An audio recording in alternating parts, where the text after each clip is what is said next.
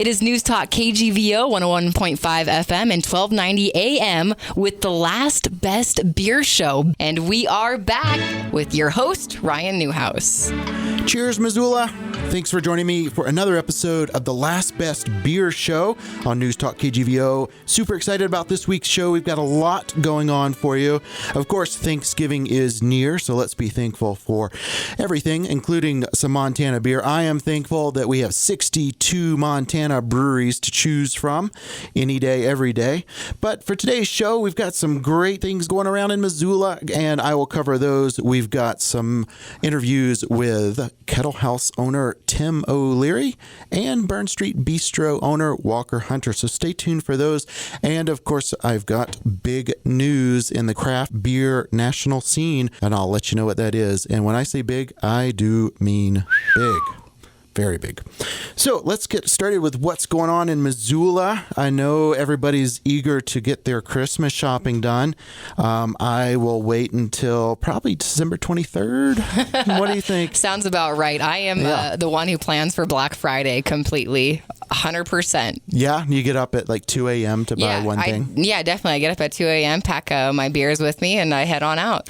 All right, so for the listeners out there who are not like that, like me, and maybe want to just get up at the crack of noon on Friday after Thanksgiving, head down to Draftworks Brewery. They have 25% off all their logoed apparel. They've got great new hooded sweatshirts, hats, just about everything you can think of. So on Black Friday, November 27th, 25% off Black Friday sale starts at noon. Now that is a Black Friday I can get behind. Yes, and you might as well just get a beer while you're there. Well, I'm telling you, for the ladies out there who are like me and going to be doing the Black Friday stuff, you may as well just stay out all day long until noon, and then that's your wrap up right there. There you go. Couldn't have said it better. So if you're planning for Thanksgiving as well, hey, stop by Warden's Market and Deli. They got great keg selection, bottled beer, canned beer, and you know what? You can even get a party tray there, beer and food. And I recommend doing it early. It's a very popular place for Thanksgiving, and so if you are doing the planning, do it early. Call them right now. Leave a message. Yep. Tell them Ryan sent you. That's right. Last Best Beer Show. Hey, yeah, if you want to name drop the Last Best Beer Show, I've got one for you. Listeners who've heard from Cafe Dolce. Last week we had Jared Pietzmeyer on, and if you remember, he gave a little plug. They are tapping for Black Friday a keg of 2014 Deschutes Abyss Imperial Stout, and that is happening on Black Friday. However, listeners who mention the Last Best Beer Show on Wednesday, the day before Thanksgiving, will get a little sampler of that. Big thank you to Cafe Dolce for that. Absolutely. Love those guys. Hey, if you're downtown and you need a little stop, you're getting thirsty, check out the Dram Shop this week. They've got a lot of new beers on tap. Also from Deschutes Brewery, they have the Fresh Hop Pale Ale. But what I like is they've got so many new Montana breweries coming in. Lone Peak Brewery has Fresh Hop Brown Ale. Usually you think of an IPA, but this is a hoppy brown. Mighty Mo Brewing Company out of Great Falls has their VIP Vanilla Imperial Porter, and I have had this, and it is so good. So get down to the Dram Shop and check out some of these new beers. I personally prefer the Toddy Iced Coffee from the Dram Shop. There we go. I might order one of those and some VIP Porter, put them together. I like it. Got a coffee beer. Awesome. Well, we've got Tim O'Leary with the Kettle House Brewing Company. Tim, thanks for joining me today and chatting about beer. Thanks for having us. Yeah, so the big project that probably everybody's getting to know about is that you guys are expanding in big ways. And you have a south side location, you have a north side location, but now what's been dubbed K3 is a larger facility out in Bonner. Can you tell us about what that space is going to do for you guys? Hopefully address the mistakes of our past. Okay. And the mistakes being we didn't plan for the success of a popular brand of beer. So we're pretty excited about it and honored that Western Montana has embraced our brand. Mm-hmm. And Cold Smoke in a lot of towns is the number one craft selling beer. At least in Missoula it has been for quite some time. So that's really cool, and it's an honor to make a beer out of Montana grown and malted barley with as much locally sourced ingredients as we can for our neighbors. And and I firmly believe this, it's kind of a task, it's a duty to make beer for your community, and what we strive to do is make such a high quality beer that it can match Montana's world-class scenery and recreational opportunities. So that's our mission, is to match our beer with Montana's world-class outdoors. So K3 is to hopefully give us a place to not have to expand again. When I joke about it, we failed to plan for success.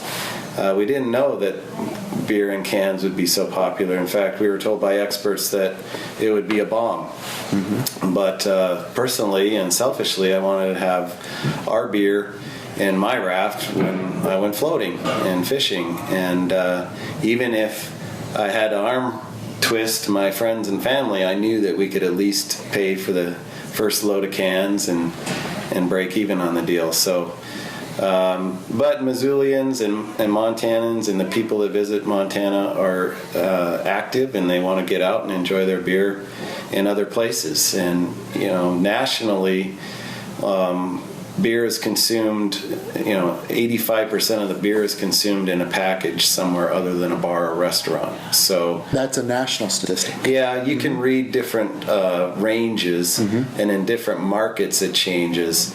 But the reality is people don't go to a tap room or bar or restaurant to drink as much as they did in the past. Okay. So the market is moving into people's homes, and it has been that for a long time, and out where people are enjoying Montana's outdoor lifestyle. So what better way to get it to people where they're actually enjoying Montana than in a can, which is portable, cools fast, recyclable. You can go on beaches. It's lightweight, and all the benefits of aluminum, with it being opaque and blocking beer skunkifying light. My plan, because I was told it would be so hard to sell beer in cans, is that I would get to go down the Rocky Mountains and try to sell cold smoke at every ski area I came across. That to me sounds like a fun job. We haven't had to do any of that kind of selling because the beer has sold itself, but it'd be fun to have our beer on tap as a seasonal or as a promotional kind of event at different ski areas along the Rocky Mountains. So absolutely. Was I hearing you correctly that you would like to even put some seasonals into cans? Oh, definitely. That's where you're going with that, not just yeah, great, absolutely. And we're buying one of the world's best canners that will extend our shelf life, and so we know our beer is going to be going a little further away. The idea is to make it better. If we're going to go to the expense of expanding, we're going to invest in equipment, and we're going to train our people to make it better. So I think you could see a fresh bong water in a can, and we would not be able to sell that out of state. That could be something that's always in a can. It could be part of a seasonal release. Sorry. No problem. It could be part of a seasonal release at first, or it could be available all year round. Festival of the Dead is a fantastic beer. Festival of the Dead Berry Pale Ale that just sells out super quickly every time we make that around that time of year. That's a great recipe. And then our brewers are very creative people, and they're always coming up with new beers and cutting edge beers. So, one of the things we're not afraid to do is fail. So we will try new things like putting beer in cans. We'll put hemp in beer. We may have been the first Montana brewery to do a pumpkin ale. And that comes from our roots of starting a brew on premise, which is probably about the dumbest idea you could come up with in this day and age. Now, what I liked about that idea is that it was an opportunity for people to reuse their containers. It's a travesty that we throw so much stuff away. I thought a small neighborhood place where people could come, enjoy a beer with their friends while making a beer and reusing their glass containers would be a pretty cool business to have, and afford me a job in Montana where I born and raised. And that idea didn't work out because it put too much demands on people's times. You had to come in and brew the beer for 2 hours one day, and you had to wait for 2 to 3 weeks and come back and bottle it for 2 hours on another day. And so there just weren't a lot of people that could do that. And yet we met a lot of fantastic people in the Missoula community by doing that, and we've maintained a lot of those relationships to this day. So it was a very humble beginning, and I would trade it for a little more successful beginning, but I wouldn't trade the relationships at all that we made back in the old days. Excellent. Well, as a fan of craft beer myself, and I'll take a risk here and say, on behalf of people that love Kettle House and love Cold Smoke, we just owe you a big thank you. No, thank you. Really, I mean, it's you've been here 20 years doing this, and you've only wanted to do bigger or better jobs. Yeah. And I think that shines through. So, well, thank you. Obviously, without our customers, I wouldn't be here, and without them asking for pints in our tap rooms, I wouldn't be here. And it's pretty cool. It's an honor.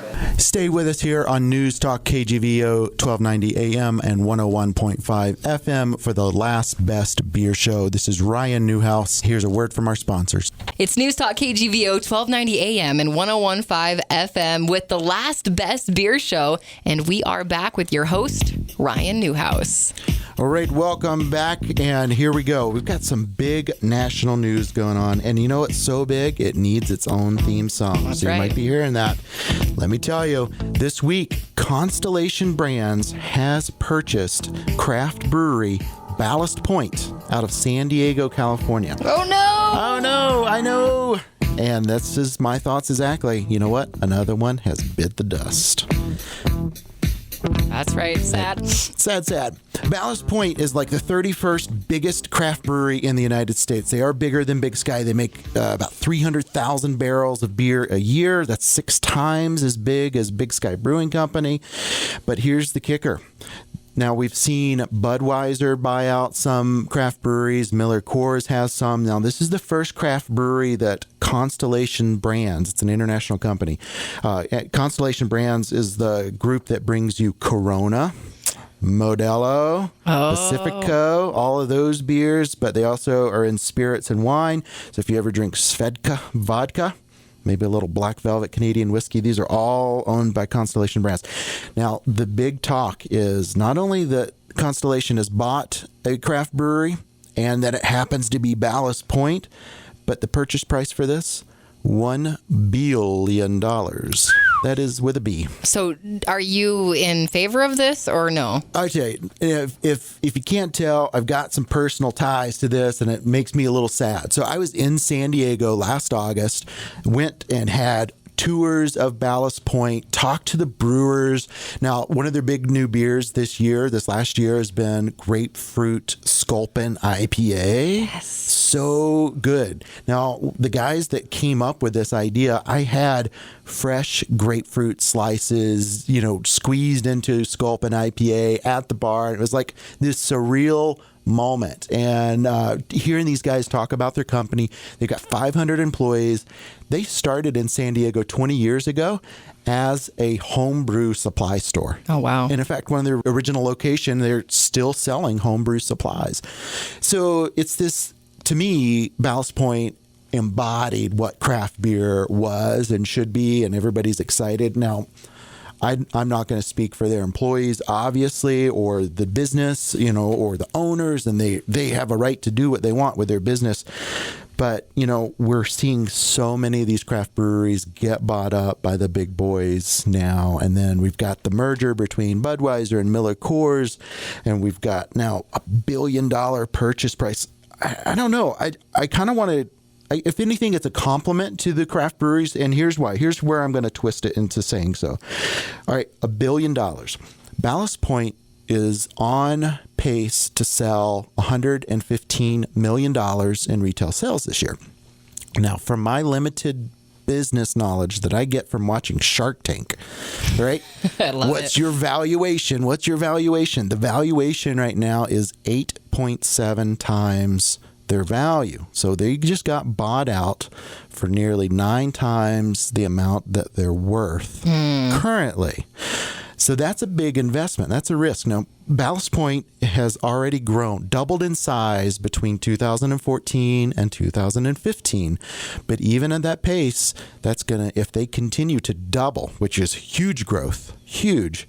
If they get double every year, it's still going to take, 3 years to reach their valuation. And if there's a bright side, I will say, as long as the beer quality doesn't change, that's the first thing we think about, and that's what I hear from the craft beer aficionados, that, they really don't care as long as the flavor's the same and this isn't going to affect Montana that much, right? No, and if anything, we travel around and we try these beers, but it's just sort of I don't know, it's a bell that's ringing of what may come. And we got to think about this like it's happening. If there's another positive, hey, maybe we can start getting Ballast Point in Montana now. Maybe they grow the footprint and you can try Grapefruit Sculpin IPA, which is delicious. But obviously it's something to think about. These craft breweries, they have to have some plan to continue when the founders are wanting to retire and maybe the family members don't want to take it over.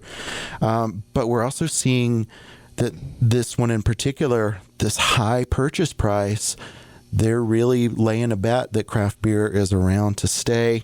And I don't know, it's just tough to see the business side of it sometimes. It's there, it's obvious. But as a craft beer fan, you always want to get behind the small person, the small guy, the small girl brewery that you're used to. So I don't know. We'll see where this goes. And we've got more details with the merger between Budweiser and Miller Coors. But so there you go. Ballast Point. And remember, you can find what Ryan talks about on the Facebook page. Just look for Last Best Beer Show. That'll be interesting when it plays out. Absolutely. We'll keep you listeners up to date. Check it out and stay tuned.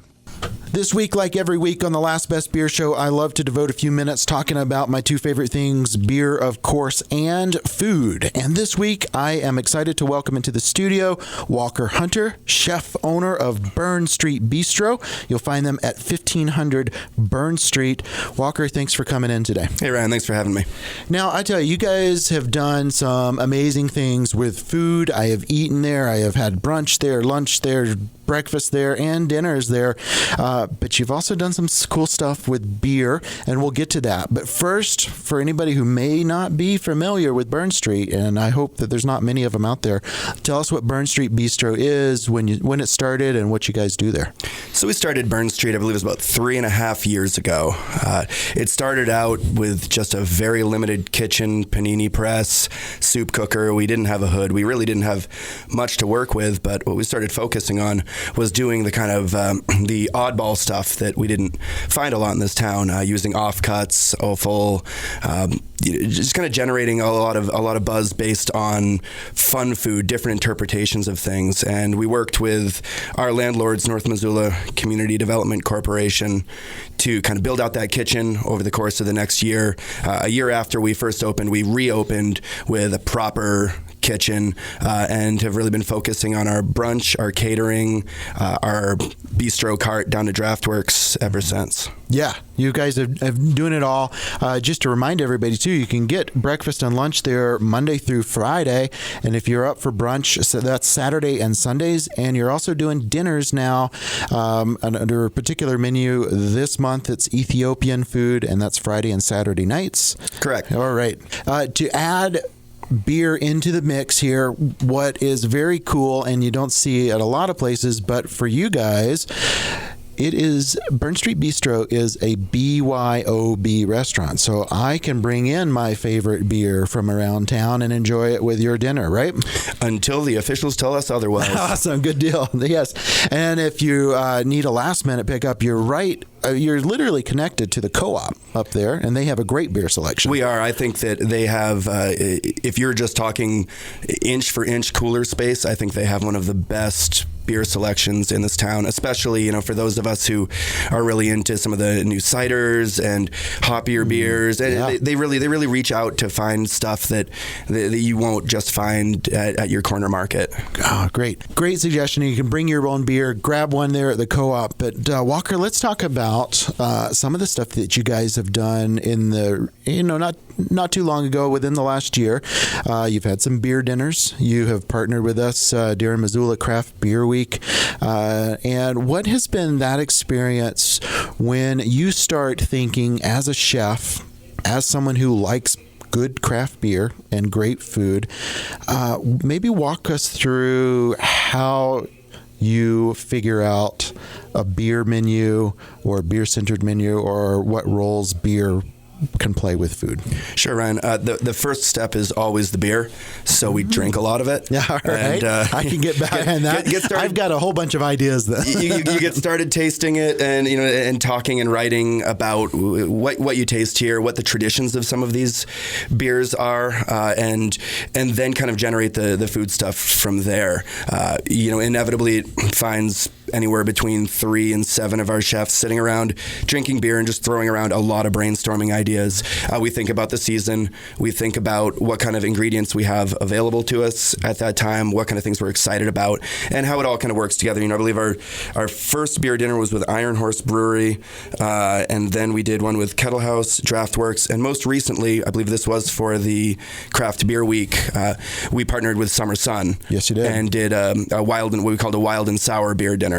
And the whole focus of that was to, these sour beers are gaining popularity like crazy right now, so it was kind of a chance to play with that. And in that case, it then has very specific demands for the food, because so many of these beers are just really strong flavored, and they've got that sour to them, so you're always going to have to be playing off of that. And the old rules of pairing with wine still apply. Do you want to complement?